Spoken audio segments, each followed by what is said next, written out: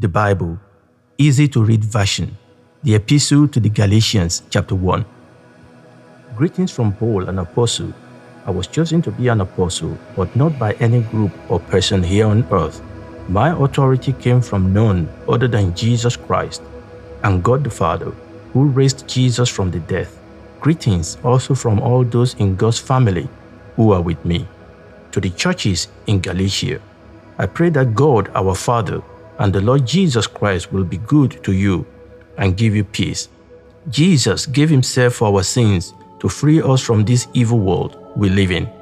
This is what God our Father wanted.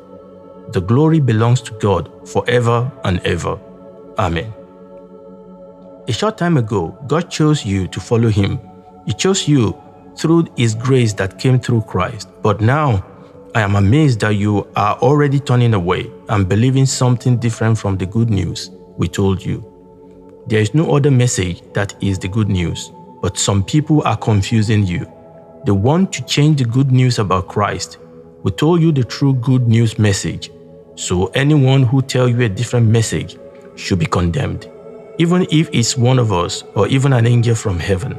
I said this before, now I say it again. You have already accepted the good news. Anyone who tells you another way to be saved should be condemned. Now, do you think I'm trying to make people accept me? No. God is the one I am trying to please. Am I trying to please people? If I wanted to please people, I would not be a servant of Christ. Brothers and sisters, I want you to know that the good news message I told you was not made up by anyone. I did not get my message from any other human. The good news is not something I learned from other people. Jesus Christ himself gave it to me. He showed me the good news that I should tell people. You have heard about my past life in the Jewish religion. I persecuted the Church of God very much. I tried to destroy his people. I was becoming a leader in the Jewish religion. I did better than most other Jews my own age. I tried harder than anyone else to follow the traditions we got from our ancestors. But God had a special plan for me even before I was born, so he chose me through his grace. It pleased him to let me see and know his son so that I could tell the good news about him to the non-Jews. I immediately prepared to do his work without asking for advice or help from anyone. I did not go to Jerusalem to see those who were apostles before I was, but without waiting, I went away to Arabia. Later, I went back to the city of Damascus. 3 years later, I went to Jerusalem to meet Peter. I stayed with him 15 days. I met no other apostles, only James, the brother of the Lord. God knows there is nothing untrue in any of this. Later, I went to the areas of Syria and Cilicia. No one in any of Christ's churches in Judea had ever met me before. They had only heard this about me. This man was persecuting us, but now he is telling people about the same faith that he once tried to destroy. These believers praise God because of me. Chapter 2. After 14 years, I went back to Jerusalem with Barnabas and took Titus with me. I went there because God showed me that I should go. I explained to them the message that I tell the non-Jewish people. I also met alone with those who were considered to be leaders. I wanted to be sure we were in agreement so that my past work and the work I do now will not be wasted. Titus, who was with me, is a Greek, but these leaders still did not force him to be circumcised. We needed to talk about these problems because some who pretended to be our brothers had come into our group secretly. They came in like spies to find out about the freedom we have in Christ Jesus. They wanted to make us slaves, but we did not agree with anything those false brothers wanted. We wanted the truth of the good news to continue for you. Those men, who were considered to be important, did not change the good news message I tell people. It doesn't matter to me if they were important or not. To God, everyone is the same. But these leaders saw that God had given me a special work, the same as Peter. God gave Peter the work of telling the good news to the Jews, but God gave me the work of telling the good news to the non-Jewish people. God gave Peter the power to work as an apostle for the Jewish people, God gave me the power to work as an apostle too. But for those who are not Jews, James, Peter, and John seemed to be the leaders, and they saw that God had given me this special gift of ministry. So they accepted Barnabas and me. They said to us, "We agree that you should go to those who are not Jews, and we will go to the Jews." They asked us to do only one thing, to remember to help those who are poor. And this was something that I really wanted to do. When Peter came to Antioch, he did something that was not right. I stood against him because he was wrong. This is what happened. When Peter first came to Antioch, he ate and associated with the non-Jewish people. But when some Jewish men came from James, Peter separated himself from the non-Jews. He stopped eating with them because he was afraid of the Jews who believed that all non-Jewish people must be circumcised. So, Peter was a hypocrite. The other Jewish believers joined with him, so they were hypocrites too. Even Barnabas was influenced by what these Jewish believers did. They were not following the truth of the good news. When I saw this, I spoke to Peter in front of everyone. I said, "Peter, you are a Jew, but you don't live like one. You live like someone who is not a Jew. So, why are you trying to force these who are not Jewish to live like Jews? We are Jews by birth. We were not born sinners, as we call those who are not Jews. But we know that no one is made right with God by following the law. It is trusting in Jesus Christ that makes a person right with God. So we have put our faith in Christ Jesus because we wanted to be right with God. And we are right with Him because we trusted in Christ, not because we followed the law. I can say this because no one can be made right with God by following the law. We Jews came to Christ to be made right with God. So it is clear that we were sinners too. Does this mean that Christ makes us sinners? Of course not. But I would be wrong to begin teaching again those things that I gave up. It was the law itself that caused me to end my life under the law. I died to the law so that I could live for God. I have been nailed to the cross with Christ. So I am not the one living now. It is Christ living in me. I still live in my body, but I live by faith in the Son of God. He is the one who loved me and gave Himself to save me. I am not the one destroying the meaning of God's grace. If following the law is how people are made right with God, then Christ did not have to die. Chapter 3. You people in Galatia are so foolish. Why do I say this? Because I told you very clearly about the death of Jesus Christ on the cross. But now it seems as though you have let someone use their magical powers to make you forget. Tell me this one thing. How did you receive the Spirit? Did you receive the Spirit by following the law? No, you received the Spirit because you heard the message about Jesus and believed it. You began your life in Christ with the Spirit. Now do you try to complete it by your own power? This is foolish. You have experienced many things. Were all those experiences wasted? I hope they were not wasted. Does God give you the Spirit because you follow the law? Does God work miracles among you because you follow the law? No. God gives you His Spirit and works miracle among you because you heard the message about Jesus and believed it. The scriptures say the same thing about Abraham. Abraham believed God, and because of this faith, he was accepted as one who is right with God. So, you should know that the true children of Abraham are those who have faith. The scriptures told what will happen in the future. These writings said that God will make the non-Jewish people right through their faith. God told this good news to Abraham before it happened. God said to Abraham, "I will use you to bless all the people on earth." Abraham believed this, and because he believed, he was blessed. All people who believed are blessed the same as Abraham was. But people who depend on following the law to make them right are under a curse. As the Bible says, they must do everything that is written in the law.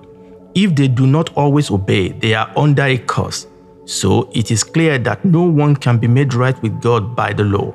The scriptures say, "The one who is right with God by faith will live forever." The law does not depend on faith. No, it says that the only way a person will find life by the law is to obey its commands. The law says we are under a curse for not always obeying it. But Christ took away that curse. He changed places with us and put himself under that curse. The scriptures say, anyone who is hung on a tree is under a curse. Because of what Christ did, the blessing God promised to Abraham was given to all people. Christ died so that by believing in him, we could have the spirit that God promised. Brothers and sisters, let me give you an example from everyday life. Think about an agreement that one person makes with another. After that agreement is made official, no one can stop it or add anything to it, and no one can ignore it. God made promises to Abraham and his descendant. The scripture does not say, and to your descendants. That will mean many people, but it says, and to your descendant. That means only one, and that one is Christ. This is what I mean. The agreement that God made to Abraham was made official long before the law came. The law came 430 years later, so the law could not take away the agreement and change God's promise. Can following the law give us the blessing God promised? If we could receive it by following the law, then it will not be God's promise that brings it to us. But God freely gave his blessings to Abraham through the promise God made. So, what was the law for? The law was given to show the wrong things people do. The law will continue until the special descendant of Abraham came. This is the descendant mentioned in the promise, which came directly from God. But the law was given through angels, and the angels used Moses as a mediator to give the law to the people. But when God gave the promise, there was no mediator, because a mediator is not needed when there is only one side and God is one. Does this mean that the law works against God's promises? Of course not. The law was never God's way of giving new life to people. If it were, then we could be made right with God by following the law. But this is not possible. The scriptures put the whole world in prison, under the control of sin, so that the only way for people to get what God promised will be through faith in Jesus Christ. It is given to those who believe in him. Before this faith came, the law held us as prisoners. We had no freedom until God showed us the way of faith that was coming. I mean, the law was the guardian in charge of us until Christ came. After he came, we could be made right with God through faith. Now that the way of faith has come, we no longer need the law to be our guardian. You were all baptized into Christ, and so you are all clothed with Christ. This shows that you are all children of God through faith in Christ Jesus. Now, in Christ, it doesn't matter if you are a Jew or a Greek, a slave or free, male or female. You are all the same in Christ Jesus. You belong to Christ, so you are Abraham's descendants. You get all of God's blessings because of the promise that God made to Abraham. Chapter 4. This is what I'm saying. When young children inherit all that their father owned, they are still no different from his slaves. It doesn't matter that they own everything. While they are children, they must obey those who are chosen to care for them. But when they reach the age that the father set, they are free. It is the same for us. We were once like children, slaves to the useless rules of this world. But when the right time came, God sent his son, who was born from a woman and lived under the law. God did this so that he could buy the freedom of those who were under the law. God's purpose was to make us his children. Since you are now God's children, he has sent the Spirit of his Son into your hearts. The Spirit cries out, Abba, Father. Now you are not slaves like before. You are God's children, and you will receive everything he promised his children. In the past, you did not know God. You were slaves to gods that were not real. But now, you know the true God. Really though, it is God who knows you. So why do you turn back to the same kind of weak and useless rules you followed before? Do you want to be slaves to those things again? It worries me that you follow teachings about special days, months, seasons, and years. I fear that my work for you has been wasted. Brothers and sisters, I became like you, so please become like me. You were very good to me before. You know that I came to you the first time because I was sick. That was when I told the good news to you. My sickness was a burden to you, but you did not stop showing me respect or make me leave. Instead, you welcomed me as if I was an angel from God. You accepted me as if I were Jesus Christ himself. You were very happy then. Where is that joy now? I can say without a doubt that you will have done anything to help me. If it had been possible, you would have taken out your own eyes and given them to me. Am I now your enemy? Because I tell you the truth. Those people are working hard to persuade you, but this is not good for you. They want to persuade you to turn against us and work hard for them. It is good for you to work hard, of course. If it is for something good, that's something you should do whether I am there or not. My little children, I am in pain again over you, like a mother giving birth. I will feel this pain until people can look at you and see Christ. I wish I could be with you now. Then maybe I could change the way I'm talking to you. Now I don't know what to do about you. Some of you people want to be under the law. Tell me, do you know what the Lord says? The scriptures say that Abraham had 2 sons. The mother of one son was a slave woman, and the mother of the other son was a free woman. Abraham's son from the slave woman was born in the normal human way, but the son of the free woman was born because of the promise God made to Abraham. This true story makes a picture for us. The 2 women are like the 2 agreements between God and his people. One agreement is the law that God made on Mount Sinai. The people who are under this agreement are like slaves. The mother named Hagar is like that agreement. So Hagar is like Mount Sinai in Arabia. She is a picture of the earthly Jewish city of Jerusalem. This city is a slave, and all its people are slaves to the law. But the heavenly Jerusalem that is above is like the free woman, who is our mother. The scripture says, "Be happy, woman, you who cannot have children. Be glad you never gave birth. Shout and cry with joy. You never felt those labor pains. The woman who is alone will have more children than the woman who has a husband." My brothers and sisters, you are children who were born because of God's promise, just as Isaac was. But the other son of Abraham, who was born in the normal way, caused trouble for those who was born by the power of the Spirit. It is the same today. But what do the scriptures say? Throw out the slave woman and her son. The son of the free woman will receive everything his father has, but the son of the slave woman will receive nothing. So, my brothers and sisters, we are not children of the slave woman. We are children of the free woman. Chapter 5. We have freedom now because Christ made us free. So stand strong in that freedom. Don't go back to slavery again. Listen, I, Paul, tell you that if you start following the law by being circumcised, then Christ cannot help you. Again, I warn everyone, if you allow yourselves to be circumcised, then you must follow the whole law. If you try to be made right with God through the law, your life with Christ is finished. You have left God's grace. I say this because our hope of being right with God comes through faith, and the Spirit helps us feel sure as we wait for that hope. When someone belongs to Christ Jesus, it is not important if they are circumcised or not. The important thing is faith, the kind of faith that works through love.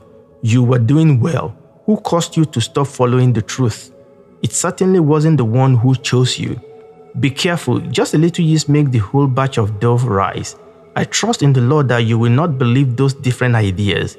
Someone is trying to confuse you. Whoever it is will be punished. My brothers and sisters, I don't teach that a man must be circumcised. If I do teach circumcision, then why am I still being persecuted? If I still taught circumcision, then my message about the cross will not be a problem. I wish those people who are bothering you will add castration to their circumcision. My brothers and sisters, God chose you to be free, but don't use your freedom as an excuse to do what pleases your sinful selves. Instead, serve each other with love.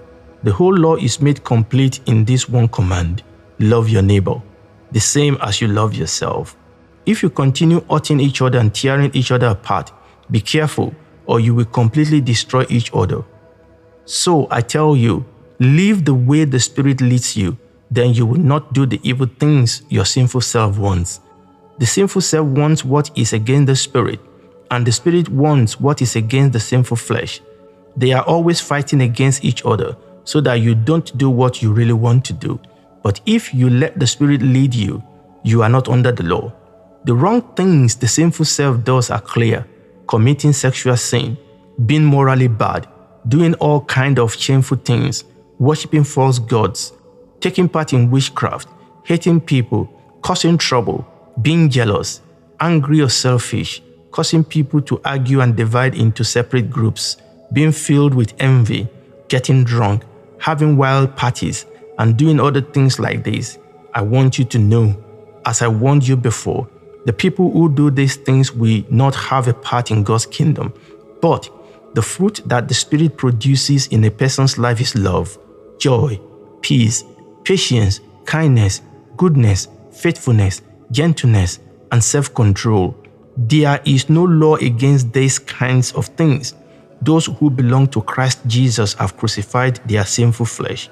They have given up their old selfish feelings and the evil things they wanted to do. We get our new life from the Spirit, so we should follow the Spirit. We must not feel proud and boast about ourselves. We must not cause trouble for each other or be jealous of each other. Chapter 6. Brothers and sisters, someone in your group might do something wrong. You who are following the Spirit should go to the one who is sinning, help make that person right again, and do it in a gentle way. But be careful, because you might be tempted to sin too. Help each other with your troubles. When you do this, you are obeying the law of Christ. If you think you are too important to do this, you are only fooling yourself. Don't compare yourself with others. Just look at your own work to see if you have done anything to be proud of. You must each accept the responsibilities that are yours. Whoever is being taught God's word should share the good things they have with the one who is teaching them. If you think you can fool God, you are only fooling yourselves. You will harvest what you plant. If you live to satisfy your sinful self, the harvest you will get from that will be eternal death. But if you live to please the Spirit, your harvest from the Spirit will be eternal life. We must not get tired of doing good. We will receive our harvest of eternal life at the right time. We must not give up. When we have the opportunity to do good to anyone, we should do it. But we should give special attention to those who are in the family of believers. This is my own handwriting. You can see how big these letters are. Those men who are trying to force you to be circumcised are only doing it so that their people will accept them. They are afraid they will be persecuted if they follow only the cross of Christ. They are circumcised, but they don't obey the law themselves. They want you to be circumcised so they can boast about what they did to you. I hope I will never boast about things like that. The cross of our Lord Jesus Christ is my only reason for boasting. Through Jesus' death on the cross, the world is dead to me, and I am dead to the world. It doesn't matter if anyone is circumcised or not. The only thing that matters is this new life we have from God. Peace and mercy to those who follow this rule, to all God's people. So don't give me any more trouble. I have scars on my body that show I belong to Jesus. My brothers and sisters, I pray that the grace of our Lord Jesus Christ will be with your spirits. Amen. This is the end of the epistle to the Galatians from Easy to Read version, read by Femi Fenojo, a production of Maranatha Teaching Channel.